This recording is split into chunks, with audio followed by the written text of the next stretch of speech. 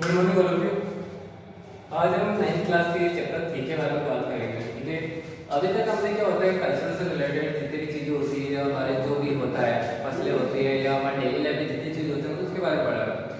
आज जो chapter start करने वाले हैं वो चैप्टर स्टार्ट कर रहे हैं केमिस्ट्री का। ठीक है, यानी कि आपके अंदर उसके अंदर फिजिक्स केमिस्ट्री और एनवायरमेंटल चैप्टर पढ़ाने के, तो एनवायरमेंटल हमने स्टार्टिंग में दो चैप्टर पढ़ चुके हैं। ठीक है, अब जब हमारा तीसरा चैप्टर आ रहा है वो आ रहा है हमारे केमिस्ट्री का चैप्टर आ रहा है जिसका नाम है हमारे यहाँ पे लिखा हुआ है एटम एंड द मॉलिक्यूल्स, यानी कि परमाणु एवं अणु। ठीक है, अब ये चैप्टर सीरियसली बता रहा हूँ कि अगर किसी ने इसको छोड़ भी दिया या बाउंस कर दे एक भी लेक्चर, तो ये मान के चलो उसके आगे का जितना भी मैंने पढ़ाया कुछ भी नहीं समझने वाला। क्लियर है, हमारा जो बेसिक है यहीं से स्टार्ट होगा और यहीं से बेसिक बना के हम आगे के चैप्टर को कवर कर पाएंगे। और अगर यहाँ ही छोड़ दिया तो ये मान के चलना ना तो वापस कवर कर पाऊंगा ना तुम्हारी प्रॉब्लम है। ठीक है, क्योंकि अगर मैं टाइम दे रहा हूँ तो आपको भी टाइम देना है, उसको कवर करना है, डाउट्स आते तो मुझसे पूछना है। लेकिन अगर किसी ने डाउट नहीं आया, मतलब बिना पढ़े ही आप मुझे आगे ब्लेम कर दो कि आपने नहीं पढ़ा है, समझ में आया, तो मैं हर चीज़ को अच्छे से क्लियर करके चल रहा हूँ। ये चीज़ आपको पढ़नी है। अब बात करते हैं, देखो पहली चीज़ आती है कि जैसे इसके नाम से स्टार्ट होता है एटम एंड मॉलिक्यूल्स, यानी कि परमाणु और अणु होते क्या है। ठीक है, अब मैं इसको सब चीज़ों का समझाते हुए चलता हूँ कि क्या क्या चीज़ें होती है, कैसे वर्क करती है। देखो इस दुनिया में जितनी भी चीज़ें बनी हुई है, कुछ भी ले लो, चाहे वो इंसान हो, चाहे चीज़ें हो, चाहे कुछ भी एलिमेंट्स हो। ठीक है, इन सब में कुछ ना कुछ चीज़ें ऐसी होती है किसी न किसी फॉर्म के अंदर, चाहे वो परमाणु के फॉर्म में होती है। यानी कि मैं कह सकता हूँ कि इस दुनिया में जितनी भी चीज़ें बनी हुई ना वो एक सूक्ष्म चीज़ से बनी है, सूक्ष्म कण से बनी है, जिसको और विभाजित नहीं किया जाता है और डिवाइड नहीं कर सकते उसको। यानी कि समझ में गया, यानी कि इस दुनिया के अंदर कोई भी चीज़ ले लो, कुछ भी, सब चीज़ों को छोटे छोटे कणों से मिलकर बनी। वो छोटे छोटे जो पार्टिकल्स होते हैं, कण होते हैं, वो विभाजित है। मान लो ये कण है, ठीक है, अब इस कण को और विभाजित नहीं कर सकते, इसको विभाजित नहीं कर सकते। ये लास्ट पॉइंट आ जाता है जिसके बाद किसी भी कण को मैं बांट नहीं सकता। यानी कि ये जो सबसे सूक्ष्म कण होता है उसको बोला जाता है परमाणु, या इसको बोला जाता है एटम होता है। ये किसी भी चीज की, किसी भी तत्व की सबसे सूक्ष्म इकाई होती है जिसको अविभाजित किया जा सकता है, मतलब इसको और विभाजित नहीं किया जा सकता है। ठीक है, जब दो या दो से अधिक परमाणु मिल जाते हैं, तो दो या दो से अधिक परमाणु मिल जाते हैं तो एक नई संरचना का निर्माण करते हैं। ठीक है, नई संरचना का निर्माण करते हैं, उसका साइज थोड़ा इससे बड़ा होता है, जिसको यहाँ पे बोला जाता है अणु बड़ा बोला जाता है। इसको बोला जाता है मॉलिक्यूल्स या अणु बोला जाता है। या मैं कह सकता हूँ कि जो अणु होता है, ठीक है, वो दो या दो से अधिक परमाणुओं से मिलकर बना होता है। समझे, यानी कि यहाँ कह दिया मैंने कि जो परमाणु होता है वो सबसे सूक्ष्म इकाई होती है जिसको और विभाजित नहीं कर सकता और डिवाइड नहीं कर सकता। अब दो या दो से अधिक परमाणु से मिलकर क्या बनता है हमारा अणु बनता है। ठीक है, ये स्ट्रक्चर बेसिकली चीजें मैं बताते हुए चलो पहले। ठीक है, अब अणु के बाद बनता है हमारा तीसरा एक चीज बनती है जिसको हम बोलते हैं तत्व या एलिमेंट। यानी कि दो या दो से अधिक अणुओं से मिलकर जब कोई नई चीज बन जाती है, कोई नया इन्वेंशन बन जाता है। पहले परमाणु थे सबसे सूक्ष्म इकाई, अब परमाणु से मिलकर जब अणु बन गए, अब वो दो या दो से अधिक अणुओं से मिलकर नई संरचना का निर्माण होता है। ठीक है, तो उसको बोला जाता है तत्व या फिर बोला जाता है एलिमेंट्स बोला जाता है। ठीक है, अब जब एलिमेंट्स मिलते हैं, अब आगे और चलते हैं। ठीक है, एक और नई संरचना बनी है। अब दो या दो से अधिक तत्व या एलिमेंट मिल जाते हैं तो नई चीज का आविष्कार करते हैं, नई संरचना का निर्माण करते हैं, जिसको यहाँ पे बोला जाता है यौगिक।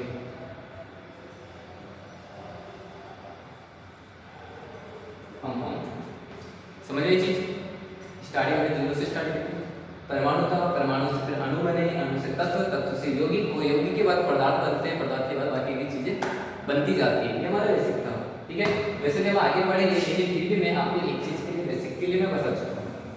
ठीक है, अब क्या होता है कि बहुत सारे टाइम से बहुत पहले ही इन चीजों का क्या होता है कि ग्रीक के टाइम से या पहले के टाइम से लोग इसके बारे में संरचना कर रहे थे, तब लोगों के पास क्या होता है कि इतनी अच्छी टेक्नोलॉजी नहीं थी या इतनी चीजों के बारे में नॉलेज नहीं थी, तो उनको क्या होता है कि पदार्थ के बारे में या तत्वों के बारे में भी नॉलेज नहीं थी। उन्होंने धीरे धीरे डिस्कवर किया, धीरे धीरे पता किया कि ये सब तत्व क्या होते हैं, कितने तत्व होते हैं, इनकी संरचना कैसे होती है। ठीक है, और आज हम इतने ज़्यादा इन्वेंटेड हो चुके हैं या इतने कर चुके हैं कि हम इन तत्वों के बारे में कंप्लीटली जितना हम जानते हैं उतना तो हम बता सकते हैं। ठीक है, यानी कि अभी तक हमने जितनी चीज़ों के बारे में पढ़ा तो वो हो चुका है कि हमारा अभी तक हमने जितने इन्वेंशन करे उसके अंदर सबसे हमने छोटी चीज़ पढ़ी थी, वो पढ़ी थी हमने इसके बारे में एटम के बारे में पढ़ चुके थे, यानी परमाणु के बारे में पढ़ चुके थे, जो सबसे सूक्ष्म इकाई होती है, इससे छोटी इकाई कोई और नहीं हो सकती जो पदार्थों को बनाने में हेल्पफुल होती है। ठीक है, अब इतनी समझ में आ गई चीज। अब ये चीज समझ में आ गई है, तो ये चीज मैंने समझा दी। तो अब बात करते हैं कि अब इन चीजों के ऊपर हम बहुत सारे लॉज बनाएंगे, अलग अलग चीजों की अलग अलग चीज बनती है, लॉज होती है। ठीक है, पहला, अब इनके नियम्स क्या बनते हैं। अब पहला नियम आती है law of the chemical combination. ठीक है, हिंदी में बोला जाता है लॉ ऑफ केमिकल कॉम्बिनेशन का मतलब होता है दो तत्वों के संयोजन का रासायनिक नियम क्या होता है। अगर दो तत्वों को या दो पदार्थों को मिला देता है तो इसका नियम क्या होता है, कौन कौन से नियम होते हैं। तो इसके अंदर दो नियम चल रहे हैं हमारा। पहला नियम आता है law of the conservation of mass, यानी कि मास संरक्षण का नियम। दूसरा है law of the constant proportions, यानी कि नियत अनुपात का नियम।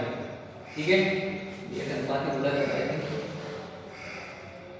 सॉरी स्थिर अनुपात का नियत या स्थिर अनुपात का नियम, एक ही चीज है। ठीक है, अब इन दोनों को एक्सप्लेन करता जा रहा हूँ, तो आपको ज़्यादा दिमाग लगाने की जरूरत नहीं पड़ेगी।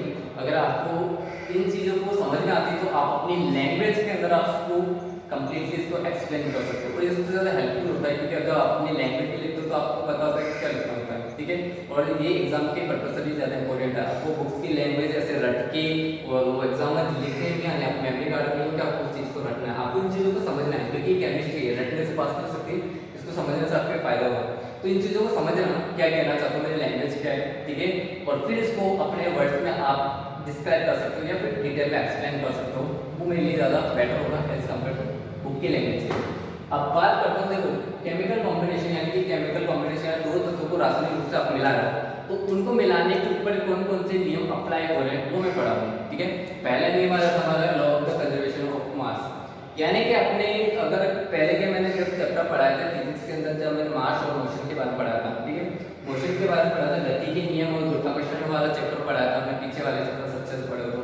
ठीक है, नेक्स्ट वाले लेक्चर्स के अंदर, तो उसके अंदर मैंने मास कंजर्वेशन का लॉ पढ़ रहा था। मैंने ये बताया था कि जो द्रव्यमान मास कंजर्वेशन लॉ ये होता है कि मास को ना तो डिस्ट्रॉय कर सकते ना क्रिएट कर सकते हैं। ठीक है, वो हमेशा उतना ही रहता है जितना वो पहले था।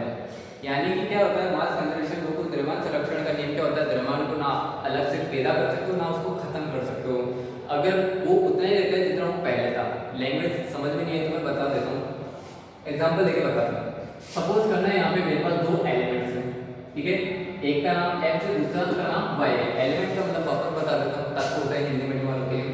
हमारे पास दो एलिमेंट्स है, x है एक y है, दो तत्व है x और y। ठीक है, सपोज करता हूँ ये हमारे 100 ग्राम है और ये हमारे 200 ग्राम है।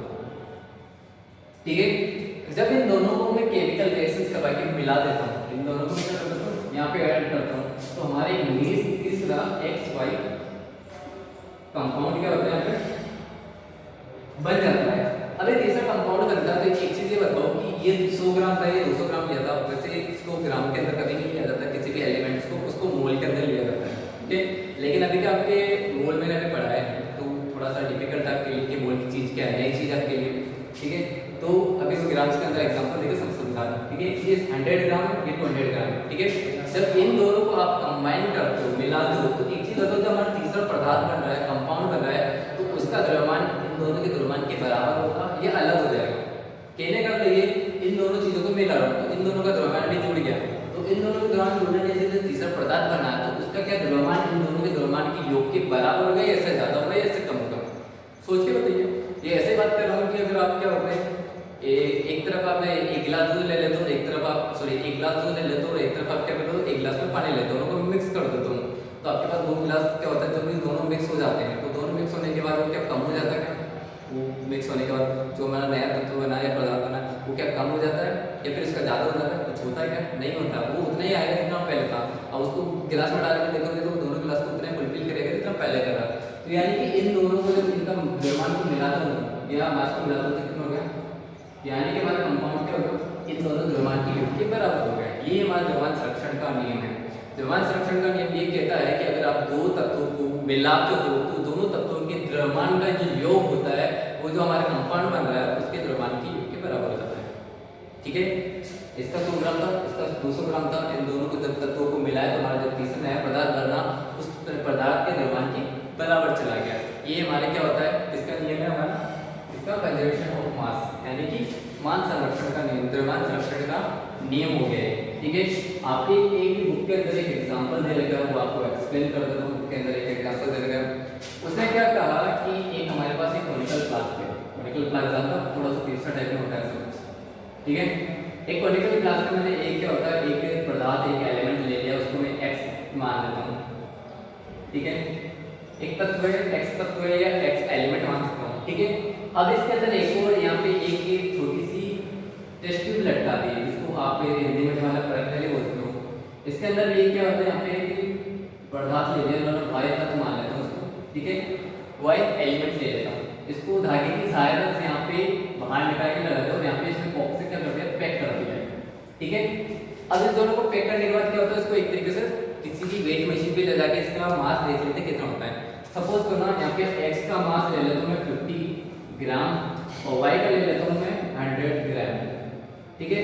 अब इन दोनों को लेके जाके इनका वेट किया था, इनका वेट दोनों कर लेते हैं, इन दोनों का वेट के एडिशन के बराबर आ जाता है, यानी कि 150 ग्राम हो जाता है, सपोज करना, ठीक है, हो गया।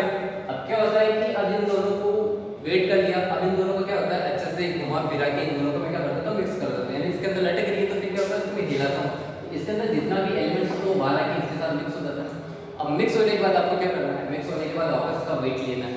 अब आप इसका वेट लेते हो तो मुझे बताओ उसका वेट लोगे तो इसका वेट पहले के कंपैरिजन में कम होगा या ज्यादा होगा या बराबर होगा, आप सोच के बताओ। ऑब्वियसली बराबर होगा, ठीक है।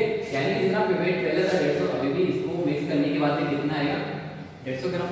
वही चीज कहता है, यानी कि क्या होता है कि यानी दो तत्वों को जब आप केमिकल फॉर्म में आप उसको मिक्स करते हो, कंबाइन करते हो, तो उसके मास को कोई फर्क नहीं पड़ता, उसका मास पहले जितना था रिएक्शन के बाद में उतना ही मास रहेगा। ये हमारा क्या है, मास कंजर्वेशन ऑफ फ्लो, तो ये कंजर्वेशन ऑफ मास, ठीक है, ये हमारा है। अब बात करता हूँ सेकंड की, अब लिखा हुआ है law of the constant proportions, ठीक है। अब इस चीज को ध्यान से समझने की कोशिश करना, ठीक है। अब ये एक चीज कह रहा है कि अगर आप किसी भी तत्व दो अगर एलिमेंट्स को मिलाते हो, एलिमेंट्स जानते हो, एलिमेंट्स नहीं पता तो मैं आगे बता दूंगा, ठीक है। एलिमेंट्स क्या होते हैं, कंपाउंड्स क्या होते हैं, ठीक है, ये दोनों में डिफरेंस कंफ्यूज मत होना।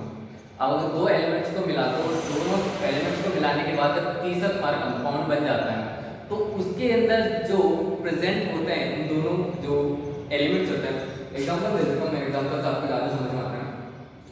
सपोज करना आपके बुक का एग्जांपल ले लेता हूँ, ठीक है। एक तरफ आपके पास हाइड्रोजन है, एक तरफ आपके पास ऑक्सीजन है, ठीक है। हाइड्रोजन है और ऑक्सीजन है, हाइड्रोजन का सिंबल होता है H और ऑक्सीजन का होता है Y होता है, ठीक है। अब दो एलिमेंट है हमारे पास, एक तरफ हाइड्रोजन है एक तरफ ऑक्सीजन, इन दोनों को जब मैं मिक्स करता हूँ तो ये मिक्स करने के बाद एक स्थिर अनुपात के अंदर ये एक दूसरे को मिक्स करती है। कभी ऐसा नहीं होगा कि इधर मैं हाइड्रोजन ज्यादा ले लूँगा उधर ऑक्सीजन कम ले लूँगा तो ये कुछ और बन जाएगा, ऐसा कभी नहीं होता, ठीक है। तो अच्छा इनकी क्वांटिटी आप कितनी भी लो उससे कोई फर्क नहीं पड़ेगा, ठीक है, ये ले लेगा। तो इन दोनों को जब आप मिक्स करोगे तो ये बनेगा हमारा H2O, क्या बनेगा, H2O। अब देखो यहाँ पे जरूरी नहीं होता कि ये मैंने ऑक्सीजन कितने लिए या हाइड्रोजन कितने लिए, ये कभी फर्क नहीं पड़ता, ये हमेशा स्थिर अनुपात के अंदर ही बनता है। यानी कि जब एक ऑक्सीजन हो तो उसके साथ दो हाइड्रोजन हमेशा आएगी आएगी, चाहे आप इसको केमिकली फॉर्म में लो या इसको नेचर के फॉर्म में लो या कहीं से भी आप कैसे प्रोवाइड करो, ठीक है, इससे कोई फर्क नहीं पड़ेगा, ये हमेशा एक स्थिर अनुपात के अंदर ही मिक्स होंगे, ठीक है। अब इसके अंदर क्या होता है, इसके अंदर जब इनका अनुपात बना तो देखो इसका टोटल करना मान सकते हो ये 9 ग्राम जल है। देखो यहाँ पे ऑक्सीजन का वेट होता है 1, ये आपको आगे समझ में आएगा, इसको होता है 8, ठीक है।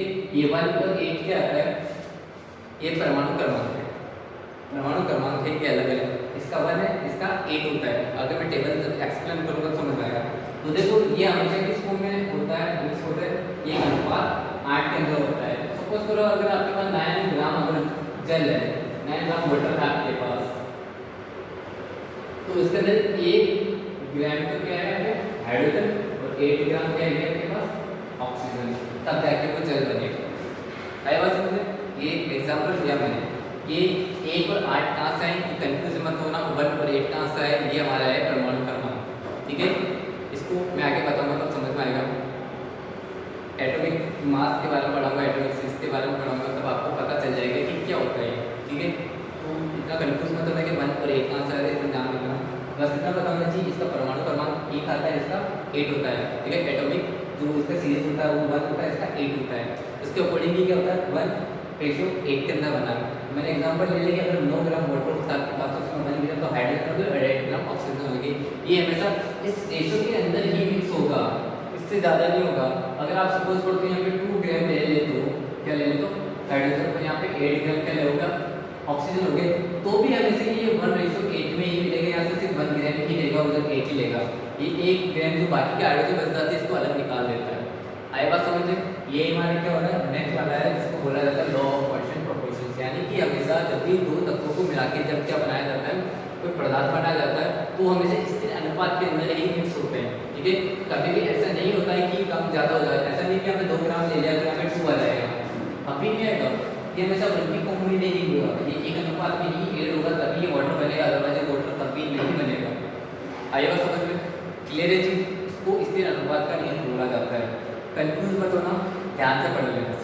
ठीक है, ये चीज़ क्लियर हो गई?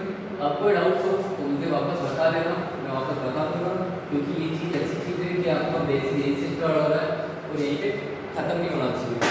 आपको अभी बेसिक को लेके आगे बढ़ना है और यहीं पे डाउट अगर क्लियर है तो आगे की चीज़ें नहीं क्लियर हो पाएंगी। क्लियर है? ये दोनों चीज़, ये दोनों रोज समझ में आई चीज़। अब एक और चीज़ ये थी कि लॉ ऑफ कांस्टेंट प्रोपोर्शन था। ठीक है, ये डाल्टन ने भी दिया था। ठीक है, ये डाल्टन ने भी अपने क्या दिया था, प्रोपोर्शन दिया था। इसने ये कहा था कि चाहे कोई तत्व हो, पदार्थ हो, लिक्विड फॉर्म हो या फिर कुछ भी हो, ठीक है, उन सब के लिए दिया था। उसने ये कहा था कि जो परमाणु होता है जिसको आप एटम भी बोलते हो, वो अविभाजित है, जो हमने पहले ही पता कर लिया था कि वो अविभाजित है। ठीक है, तो उसने क्या होता है बहुत सारे नियम दिए थे, वो नियम मैं आपको पढ़ के दिखा देता हूँ। उसने क्या क्या नियम निकाले उन चीज़ों को देखने के बाद, और आपको ये एग्जाम में भी लिखना। ठीक है, पहला तो उसने निकाला था डाल्टन के सिद्धांत का। देखो इसको डाल्टन का प्रिंसिपल भी बोला जाता है, लिख लेना इसको।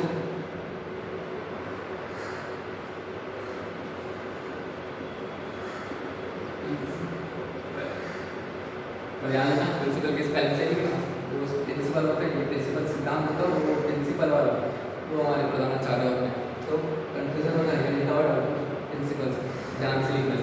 ठीक है, इसको डाल्टन प्रिंसिपल भी बोलते हैं। अब डाल्टन प्रिंसिपल है, इसके बारे में जो चीज़ बताई वही मैं वापस उसने डाल्टन ने भी दी थी, और इसको लिखने के बाद उसने कौन कौन सी थ्योरीज दी थी वो मैं आपको रीड करके बता रहा हूँ। तो पहला इसमें आता है कि सभी द्रव्य परमाणुओं से निर्मित होते हैं। हिंदी वर्ड वाले के लिए बोला, यानी कि जितने भी मैटर्स होते हैं वो सारे के सारे किससे बने होते हैं, एटम से बने होते हैं। जो सूक्ष्म मतलब बहुत माइक्रो एटम से, माइक्रो पार्टिकल से बने होते हैं, जिसको क्या बोला जाता है, एटम बोला जाता है। ये आपको भी पता है। नेक्स्ट उसने बोला था कि परमाणु अविभाज्य सूक्ष्म कण होते हैं जो रासायनिक क्रिया से न तो सर्जित होते हैं ना उनका नाश होता है। वापस वही चीज़ हो गया, वो कह रहा है कि जो एटम्स होते हैं, ठीक है, जितने भी पदार्थ होते हैं वो सबसे माइक्रो, सबसे सूक्ष्म कण से बने होते हैं। ठीक है, जिसको मॉलिक्यूल सबसे माइनर मॉलिक्यूल से बने होते हैं, जिसको एटम बोला जाता है, जो ना तो हम बना सकते हैं ना उसको तोड़ सकते हैं, ना उसको खत्म कर सकते हैं ना हम बना सकते हैं। सेकेंड वो टॉपिक ये था। तीसरा ये बोला था कि दिए गए तत्व के सभी परमाणुओं का द्रव्यमान एवं रासायनिक गुणधर्म समान होंगे। ये तो हमें सबको भी पता है कि अगर आप ये चीज़ देखोगे कि अगर कोई तत्व है, कोई एलिमेंट है, तो उसके अंदर जितने भी पार्टिकल्स हैं, जितने भी एटम्स हैं, वो क्या होता है, उनका मास भी वही इक्वल, सबके अंदर मास भी इक्वली आता है, और उनकी जो केमिकल प्रॉपर्टी वो भी सबके अंदर सेम होती है, किसी के अंदर अलग अलग नहीं होती है। जैसे कि आप दूध पीते हो, सपोज करना आप दूध में शक्कर मिक्स करते हो, सब ऐसा थोड़ा होता है कि आपको दूध ऊपर से ज़्यादा मीठा लग रहा है, नीचे से कम मीठा लग रहा है, ऐसा भी नहीं होता है। ठीक है, कोई आप चीज़ खाते हो उसको कम ज़्यादा थोड़ा लगता है कि इधर से टेस्ट लगा रहा है, इधर का टेस्ट लगा रहा है, इधर बड़ा साइज का आ रहा है, इधर छोटा साइज का आ रहा है, कभी नहीं। आपको सारे पार्टिकल इधर सेम होते हैं, उनकी केमिकल प्रॉपर्टी भी क्या होती है, सेम होती है। ये हमारा थर्ड पॉइंट था। अगला पॉइंट ये दिया था भिन्न तत्वों के परमाणु के द्रव्यमान एवं रासायनिक गुणधर्म भिन्न होते हैं। यार ये तो कॉमन चीज़ है कि अगर सपोज करना कोई चीज़ हाइड्रोजन से बनी हो और दूसरी चीज़ भी हाइड्रोजन से बनी हो, तो ये जरूरी नहीं होता कि दोनों के अंदर चीज़ें समान होता है। सपोज करना कि हाइड्रोजन से कोई नया कंपाउंड बनाओ, कोई नया पदार्थ बनाओ, तो हो सकता है कि इसकी जो पार्टिकल्स है उनकी केमिकल प्रॉपर्टी और उनका साइज अलग हो सकता है, और जो नया कंपाउंड अलग बना है इसके अंदर जो केमिकल प्रॉपर्टी और साइज और वो अलग अलग हो सकता है। दोनों में सिमिलरिटीज कॉमन नहीं हो सकती। हो सकता है कि दोनों में एलिमेंट सेम हो, लेकिन इनका साइज और प्रॉपर्टीज जो होती है केमिकल प्रॉपर्टीज वो कभी भी सेम नहीं हो सकती है। आएगा समझ में? अगला लिखा है भिन्न तत्वों के परमाणु परस्पर छोटी पूर्ण संख्या के अनुपात में संयोग और जोड़ी निर्मित करते हैं। ये वाली चीज अभी मैंने बताया 1:8। ये कह रहा है कि जैसे कोई दो एलिमेंट मिलके नया कंपाउंड बनाएंगे तो वो क्या होता है, एक नंबर के फॉर्म होते होती है उसके रेशियो में आपस में मिक्स होकर फिर बनाया जाता है। ठीक है, अब हमारा नेक्स्ट टॉपिक आता है, ये तो हमारा नॉर्मल चीज़ें थी जो मैंने बता दी, जो रोज दिए थे उसमें मैंने आपको बता दिया, ज़्यादा कुछ नहीं है। इसको डाल्टन प्रिंसिपल बोलते हैं। डाल्टन प्रिंसिपल को देखते हुए उसने कितने कितने पॉइंट्स दिए थे वो आपको पता होना चाहिए। क्लियर है, ज़्यादा कुछ बड़ा नहीं किया था मैंने। अब हमारे नेक्स्ट आ गया, अब आते बात एटम्स की बात। अब एटम्स होते क्या हैं, अब इतनी चीज़ तो हमने पढ़ ली कि ये कॉम्बिनेशन का करते हैं, ये सब चीज़ें होती है। अब बात करते हैं कि आपका एटम्स क्या होता है। ठीक है, अब मैं बता देता हूँ एटम्स क्या होता है। सपोज करना जब भी कोई बिल्डिंग बनाई जाती है, कोई बिल्डिंग, जैसे आपने बुक का एग्जांपल ले लो, कोई भी बड़ी बिल्डिंग बनाई जाती है तो आपको क्या लगता है बिल्डिंग किस चीज़ से बनी हुई है, उसके अंदर जो पत्थर लगे हुए हैं, जो कमरे बने हुए हैं, पिलर्स बने हुए हैं, इन चीज़ों से मिलकर बनी हुई नहीं है। जब आप मिट्टी को देखोगे, आप जब देखोगे दीवार पर देखोगे, छोटे छोटे पार्टिकल्स होते हैं, कण होते हैं। इन पार्टिकल्स को मिक्स करने के बाद बड़ी चीज़ें बनती जाती है। यानी कह सकते हो कि कोई भी चीज़ दुनिया में निर्मित है तो सबसे छोटे पार्टिकल से बनी हुई, बहुत माइक्रो पार्टिकल से बनी हुई है। ठीक है, वो इतना पार्टिकल इतना ज़्यादा छोटा होता है कि उसको देख भी नहीं सकते, उसका वेट भी नहीं निकाल सकते। ठीक है, लेकिन आज की टेक्नोलॉजी इतनी ज़्यादा है कि हम उसका वेट सब कुछ फाइंड आउट करते हैं, उसके रेडिएशन क्या है, उसका वेट क्या है। ठीक है, वो हम सब निकाल सकते हैं। तो इस एक तरीके से देखा जाए तो उसका वेट को एकदम नेग्लिजिबल मान सकते हैं। ठीक है, ये हो सकता है। अब बात करते हैं वो कितने बड़े हो सकते हैं। ठीक है, तो सबसे ज़्यादा इंपॉर्टेंट चीज़ यहीं पे आती है कि जब भी किसी भी एटम्स को मेजर किया जाता है, किसी भी पार्टिकल्स के किसी भी मेजर किया जाता है, एटम्स को मेजर किया जाता है, किसी भी एलिमेंट के एटम्स को मेजर किया जाता है, तो उसको मेजर करने का होता है नैनोमीटर, एनामीटर, इसका मतलब होता है नैनोमीटर। नैनोमीटर की वैल्यू होती है 10⁻⁹ मीटर होता है। किसी भी नंबर के पीछे अगर एनएम लिखा हो यानी किसकी बात करें 10⁻⁹ मीटर होता है। सपोज करना आप ये ऐसे लिखूंगे 7nm। ठीक है, तो 7nm का मतलब होता है 7 × 10⁻⁹ मीटर। आया समझ, तो शॉर्टली नैनोमीटर बोला जाता है। ठीक है, तो ये आपको ज़्यादा कंफ्यूज नहीं होना है। अलग अलग एटम्स जो नहीं, अलग अलग एलिमेंट्स के जो होता है एटम्स होता है वो अलग अलग साइज के हो सकते हैं। ठीक है, अब ये दिखा साइज नहीं, ये इनकी रेडिएशन होती है। क्या ये रेडियस है, ये क्या इनकी सबकी रेडियस है। जितने अलग अलग पार्टिकल है, इस पार्टिकल के अलग अलग रेडियस है। ये किसमें दिया जाती है, नैनो पार्टिकल में देते हैं, और नैनो पार्टिकल का 10⁹ मीटर होता है। ठीक है, एक और चीज़ मैं थोड़ा सा बता देता हूँ, थोड़ा सा डिटेल में।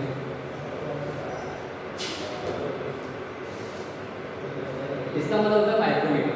क्या होता है इसका, माइक्रोमीटर। क्या होता है 10⁻⁶ मीटर। एनएम का मतलब होता है नैनो मीटर, इसको एनएम बोलते हैं। ठीक है, अगर ये सिंबल बना हुआ जाए, ये ए जिसके ऊपर हल्का सा बोला है, यहाँ होता है इसको करीब यहाँ पर होता है छोटा सा, इसको बोला जाता है एंगस्ट्रॉम बोला जाता है। अब सबसे ज़्यादा इंपॉर्टेंट चीज़ ये एंगस्ट्रॉम की वैल्यू मोस्टली एग्जाम में पूछी जाती है। ठीक है, तो एंगस्ट्रॉम की जो वैल्यू होती है वो होती है 10⁻⁻10 मीटर। एग्जाम में क्या करते हैं बहुत सारे बच्चे 10⁻⁻10 तो लिखते थे, लेकिन ये यूनिट लगाना भूल जाते हैं, ये यूनिट के मार्क्स कट जाते हैं। ठीक है, अब इसके बाद आता है पीएम, इसका मतलब होता है पिकोमीटर, इसको होता है 10⁻12 मीटर। आएगा समझ, ये सब चीज़ें याद रखने वाली होती है, आपको याद रखनी है। ठीक है, तो अब आपकी बुक्स के अंदर आपकी एक टेबल लगी हुई है।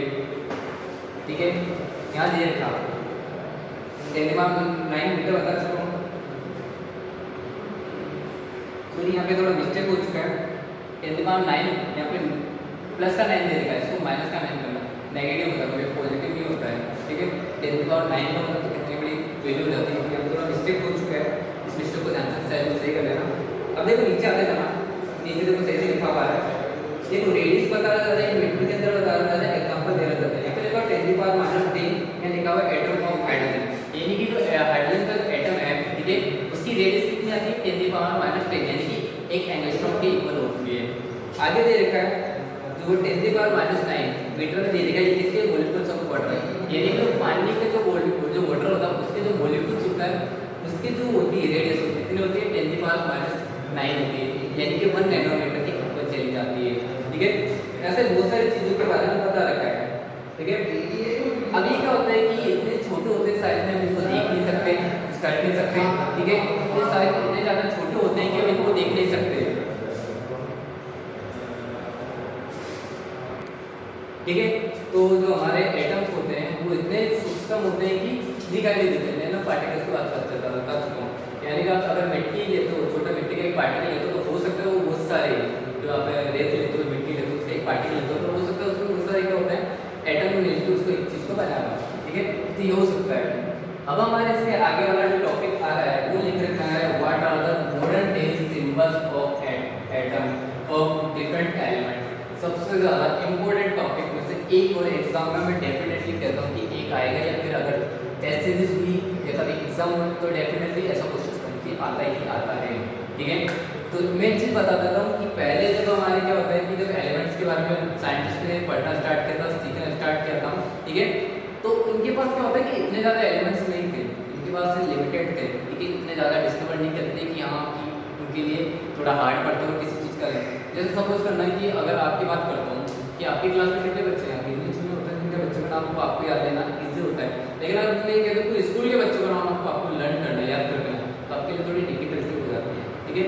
ऐसे क्या होता है कि पहले की बात की डाल्टन की बात की, तो डाल्टन में क्या होता है कि डाल्टन के अडाप्ट क्या होता है एलिमेंट्स इतने ज़्यादा डिस्कवर नहीं हुए थे, तो उसमें क्या होता है जो जितने भी एलिमेंट्स मिल रहे थे तो उनको किस जगह से डिस्कवर किया था उसके अकॉर्डिंग उसका नाम दे दिया था उसको, ठीक है, उसका नॉमिनेशन कर दिया था, नाम दे दिया था, ठीक है।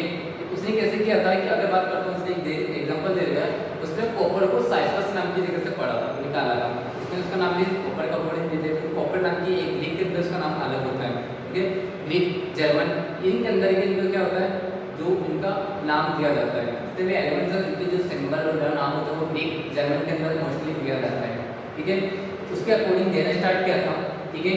अब इसमें क्या होता है इसका सिंबल देना स्टार्ट किया, क्योंकि जब एलिमेंट ज़्यादा नहीं तो उतनी दिक्कत आती है, तो उन्होंने क्या किया सीधे सीधे नाम देना सिंबल देना स्टार्ट कर दिया था।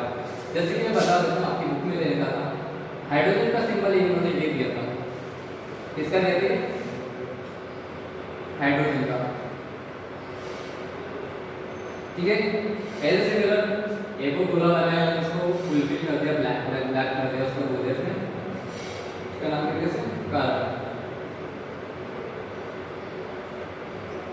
अब एक ब्लैंक रख दिया, इसको मैंने नाम दे दिया ऑक्सीजन। समझ रहे चीज, यानी कि जब हमारे पास एलिमेंट जितने ज़्यादा नहीं चाहिए तो हमें क्या होता है इतने ऐसे सिंबल ले लिए थे। आपकी बुक में जितने भी सिंबल्स हैं आपको सबके सब सिंबल्स लर्न करने, किसका सिंबल क्या होता है, आपको बुक में से एक ही चीज़ बाउंस नहीं करनी, छोड़नी नहीं है कभी भी, आपको हर एक चीज़ को कवर करते हुए चलना है। यानी कि जिसमें जितने सिंबल्स दिए इतने ज़्यादा सिंबल्स दिए ऑलमोस्ट 12 एलिमेंट्स हैं, जितना आपको आगे काटना नहीं पड़ेगा, इन सिंबल्स को आपको लर्न करना है, ठीक है। इसने डाल्टन ने दिया था। उसके बाद हमारे क्या होता है, इसके बाद क्या होता है कि हमारे धीरे धीरे क्या होता है बहुत सारे और एलिमेंट्स क्या होने लगे डिस्कवर होने लगे। जब बहुत सारे और एलिमेंट्स डिस्कवर होने लगे तो जिनको ये हम सिंबल्स देते थे, ये सिंबल्स देने में क्या होने लगे डिफिकल्टी होने लगी। चलो डिफिकल्टी होने लगी तो फिर उन्होंने क्या किया था इसको नाम देना स्टार्ट किया था, ठीक है। तो हमारी क्या होती है एक पूरे वर्ल्ड की एक सोसाइटी बना रखी है जिसको बोला जाता है IUPAC, ठीक है, इंटरनेशनल क्या नाम है sorry international union of pure applied chemistry.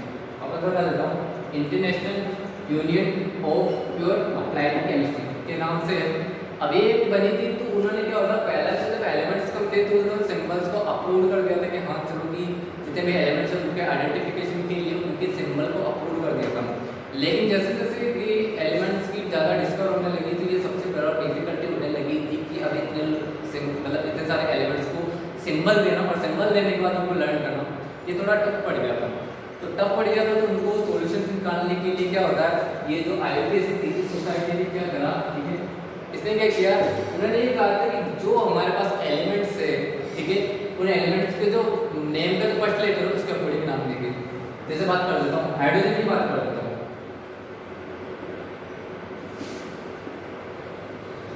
Hydrogen की बात करें तो देखो हाइड्रोजन किस वर्ड से स्टार्ट होता है H, इसका सिंबल बना लेना H। ऐसा हो गया। सपोज करो नाइट्रोजन, नाइट्रोजन किससे स्टार्ट हुआ है N से, सिंबल दे दिया N। ऑक्सीजन किससे स्टार्ट हुआ O, तो उन्होंने सिंबल क्या दे दिया O। नेक्स्ट कार्बन, सिंबल क्या है इसका फर्स्ट लेटर क्या है C, तो लेते सिंबल C।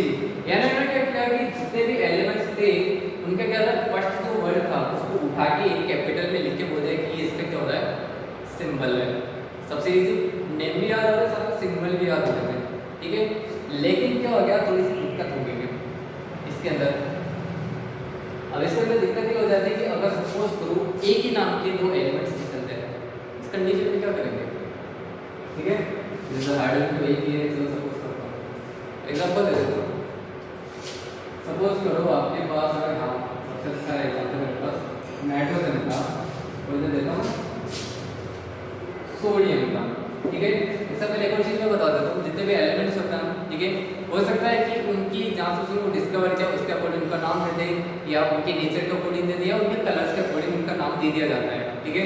तो सोडियम जो हो रहा है ये उसकी जर्मन के अंदर, सॉरी लैटिन भाषा के अंदर इसका नाम दे रखा है सोडियम, ठीक है। अब देखो नाइट्रोजन का मैंने ये बोला था पहले, तो इसका सिंबल ले लेता है एन। अब इसका सोडियम, सोडियम का क्या लेंगे हम, एस तो ले ही नहीं सकते, ठीक है। सोडियम का सिंबल होता है एन ए, ठीक है। इन दोनों का एन और एन ए, ये दिक्कत हो रही थी कि इनका नाम कैसे दिया जाए। देखो सोडियम पहले मिल गया, सॉरी नाइट्रोजन पहले मिल गया था, इसको एन दे दिया था। बाद में सोडियम और मिला था जिसका नाम लैटिन भाषा के अंदर कुछ और होता है, जिसका एन ए से स्टार्ट होता है, ठीक है। तो उसको नाम एन भी दे सकते हैं, सबसे पहले पता था पढ़ लेता। तो उन्होंने क्या किया था, जो नाइट्रोजन का जो आगे का इक्विलेटर था उसको भी ले लिया, यानी कि एन उसके आगे वाला इक्विलेटर ले लिया। लेकिन इसकी कंडीशन होती है, कभी भी किसी का भी सिंबल लिखते हैं तो सिंबल लिखने की कंडीशन होती है कि फर्स्ट लेटर हमेशा कैपिटल होता है, उसके बाद हमेशा स्मॉल लेटर भी होता है, याद रखना।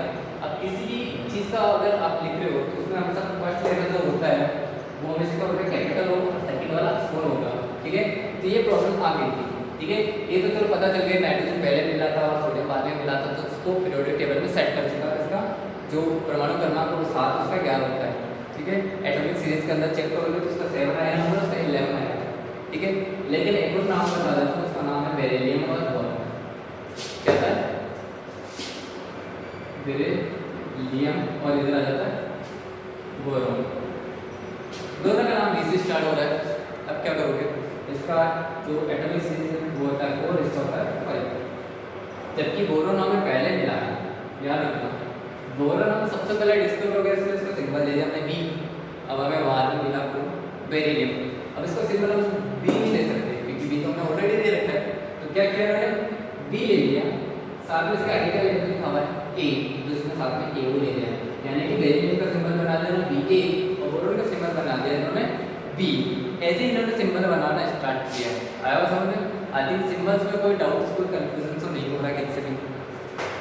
आया हुआ समझ में? आपकी बुक में देखो एग्जांपल देख रहा है, देखो हाइड्रोजन का एल दे, एल्यूमिनियम का ए दे रखा है। एल्यूमिनियम का जो है, एल्यूमिनियम का नाम सिंबल दे रखा है एल, ठीक है। एल दोनों से दे रखा है, ए से और एल से, ठीक है। समझ में? ए पहला लेटर और सेकंड स्मॉल लेटर ले रखा है। आप कैपिटल में कभी ऐसा नाम मत लिख देना, कभी भी ये रॉन्ग हो जाएगा। उसको पहला लेटर कैपिटल होगा, सेकंड लेटर हमेशा स्मॉल लेटर होगा।